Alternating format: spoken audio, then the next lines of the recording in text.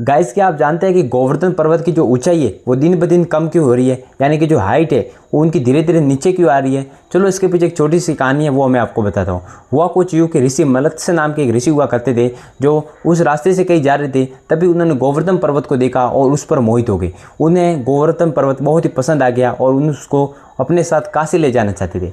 उस गोवर्धन पर्वत के पास जाकर उन्होंने अनुरोध किया कि तुम मेरे साथ काशी चलो, लेकिन गोवर्धन पर्वत ने इनकार कर दिया। ऋषि के लाख प्रयत्न करने के बाद गोवर्धन पर्वत मान गया और उन्होंने एक शर्त रखी कि आप मेरे को ले तो जा रहे हैं, लेकिन जिस जगह से आपने रख दिया वहीं पर मैं स्थापित हो जाऊंगा।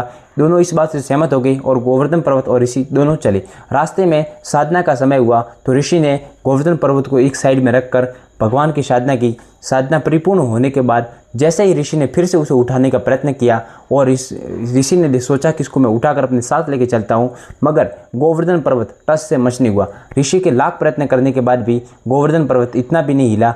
फिर ऋषि ने क्रोधित होकर गोवर्धन पर्वत को श्राप दे दिया कि तुम दिन में एक मुट्ठी पर रोजाना घटते रहोगे। इसी बात पर और धार्मिक मान्यताओं के आधार पर गोवर्धन पर्वत की पहली ऊंचाई 30,000 मीटर थी, लेकिन अब गोवर्धन पर्वत की ऊंचाई 30 से 40 मीटर तक ही रह गई है। गाइस आपको भी कोई और तथ्य पता है कि गोवर्धन पर्वत दिन ब दिन कम क्यों हो रहा है? गाइस हमारी इन्फॉर्मेशन कैसी लगी, like share and subscribe. Next video पर जय हिंद, जय भारत।